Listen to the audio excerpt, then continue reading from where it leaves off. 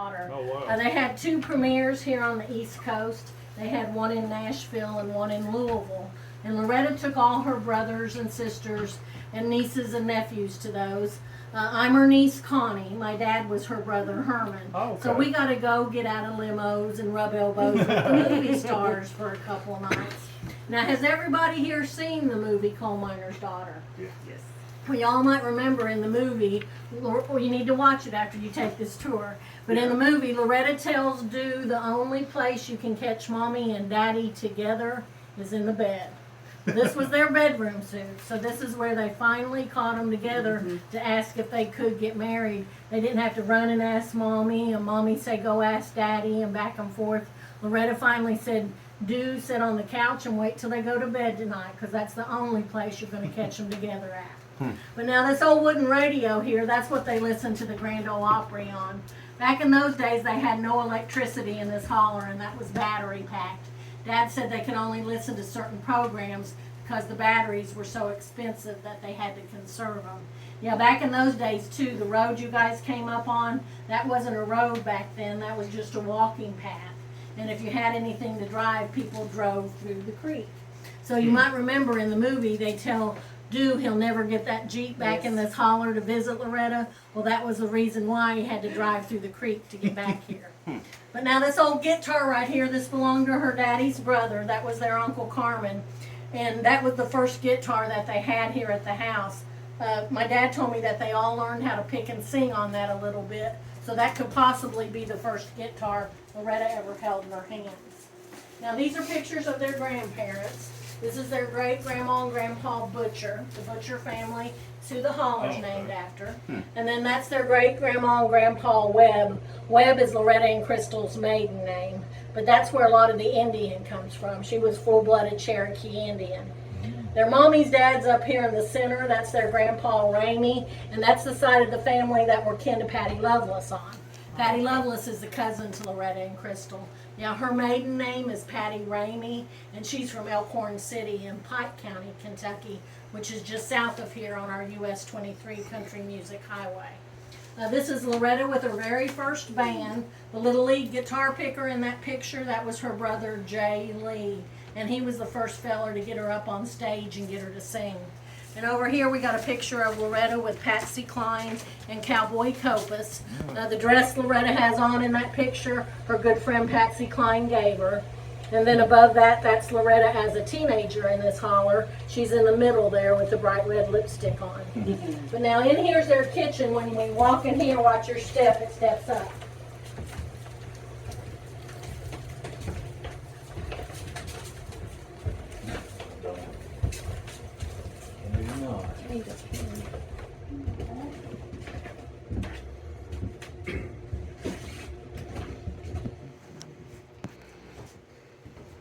Now this was their original coal and wood burning stove, and then this was something my grandma would have never allowed in this house, but somebody gave it to my dad. It's part of a moonshine still.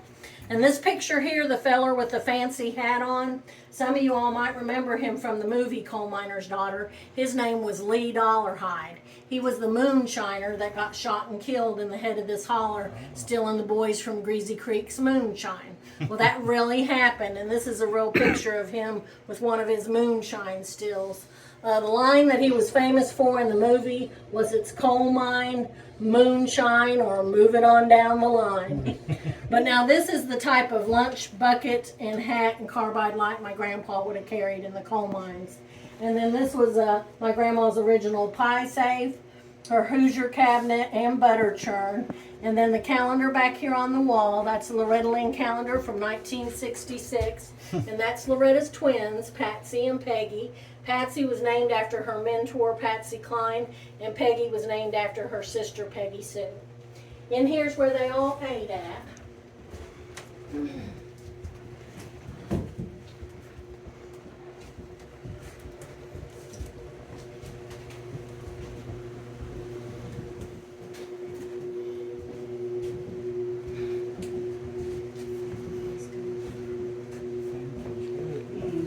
Now this was their kitchen table. Back when they were growing up, they kept all the leaves in it. Dad said it pretty well filled up this whole room, and all 8 kids could sit around the table. He said Grandpa bought this table second-handed, and when they bought it, it came with a great big old buffet, and the buffet was too big to get in the house, so Grandpa cut it up and made the mantles around the fireplace out of it.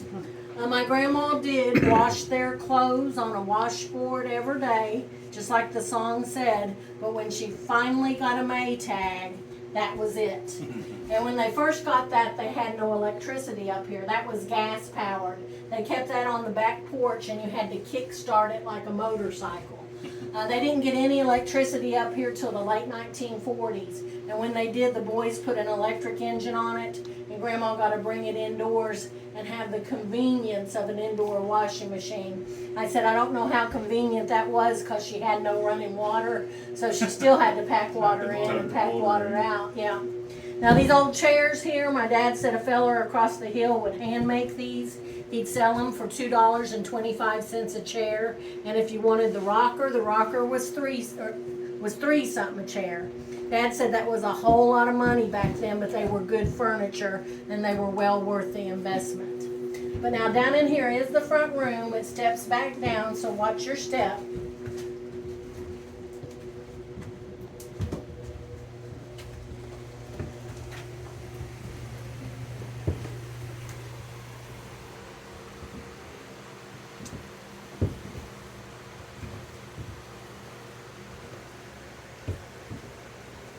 Now upstairs in this house there's 2 bedrooms, and they run the full length of the house. The boys slept in one and the girls slept in the other. And the upstairs is wallpapered with the old newspapers. And I remember my grandma telling me how she got Loretta's name. She said when she was pregnant with her, they lived in a 2-room shack in the head of this holler. And she said on the ceiling there was a newspaper article and picture of the actress Loretta Young. And she thought that was the most beautiful woman she'd ever seen in her life. So she decided her firstborn girl she'd name Loretta. But now the pictures on each side of the lamp are my grandparents, Ted and Clary Webb. The baby in both those pictures is Crystal Gale. That first picture there, that little tree they're standing in front of, that's this big old holly bush tree out here beside the house. My grandma planted that tree. And then this is Loretta's twins today, Patsy and Peggy. But we've had George Jones up here, George and Tammy's daughter, Georgette, little Jimmy Dickens, Bob Evans, and Stella Parton, just to name a few. They've all found Butcher Holler just like you all. Now this is Loretta's granddaughter, Taylor Lynn, and Conway Twitty's grandson, Trey Twitty. And they've been going out on the road and doing a Loretta Lynn Conway Twitty tribute show.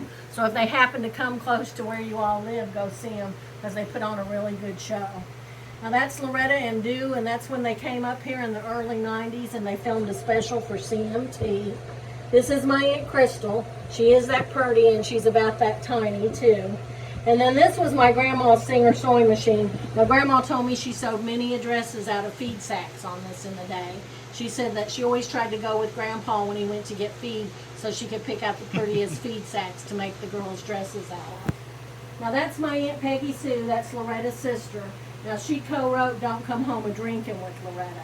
She had several top 10 hits in the 70s, but she sings back up for Crystal now. So if you ever catch Crystal in concert, you'll see Peggy Sue perform.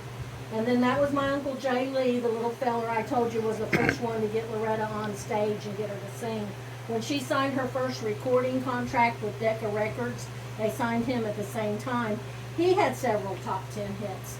But he had one song on an album he put out, and it answered back to Loretta's song, Don't Come Home A-Drinkin'. The song he cut was called I Came Home A-Drinkin' to a Worn-Out Wife Like You. I said, I'm sure Loretta flogged him for that. But now these 2 pictures here, they were taken last time we had a family reunion here at this house. That was all the brothers and sisters that were still living at that time. And then that's Loretta, Crystal, and my dad. And that's Crystal's hair going around my dad's shoulder in that picture. And this is a print of a painting that Ronnie McDowell did. A lot of people don't realize that besides singing, Ronnie's a wonderful artist. He came up here early one Sunday morning and took pictures through the house, and he said, I'm going to do a painting for Loretta. And he presented her with a painting, but it's called Reflections of a Coal Miner's Daughter. And that's Loretta as a little girl standing in one of the chairs looking into the mantle and seeing her reflection as a country music star. And then right over here is a picture of Crystal when she first started singing. And she was about 15 years old in this picture. And my dad and my Uncle Don had this band in Wabash, Indiana, and they would play behind her on the weekends. But if you notice this picture, it says Star of the Indiana Jubilee, Brenda Webb. Well, her given name was Brenda Gale. And when she signed her first recording contract, the record label said, you have to change your name. We've got Brenda Lee on our label, and we don't want two Brendas. Well, she was all upset, and her and Loretta were driving around Nashville, and she said, Loretta, I don't know how to rename myself. Well, they passed a Crystal fast food restaurant, and Loretta said, Brenda, you like them tiny Crystal burgers? And she said, well, yeah. Loretta said, well, then I got a pretty name for you. We're calling you Crystal Gale. So that's how she got her stage name. Loretta named her after a fast food restaurant. And in 2005, the city of Paintsville, Kentucky, gave the Webb family the key to the city. So if you guys happen to get over in Paintsville and get locked up, call me. I've got a key right here. But thank you guys for coming up. Did everybody stop at our store? Yes. Okay. Yeah, we've got our guest book here. I asked people to sign that instead of our walls now. But now this is Loretta's obituary card from her funeral this past October. The back page of it, they did the handwritten lyrics to Coal Miner's Daughter, which I thought that was a really nice touch. But if you guys are staying in the area tonight in Paintsville, they're having live music up until 10 or 11 o'clock downtown. And then over at the airport, Billy Graham's grandson is doing a tent revival. Yeah, that's over by the Big Sandy Airport. Okay, thank you. Thank you all.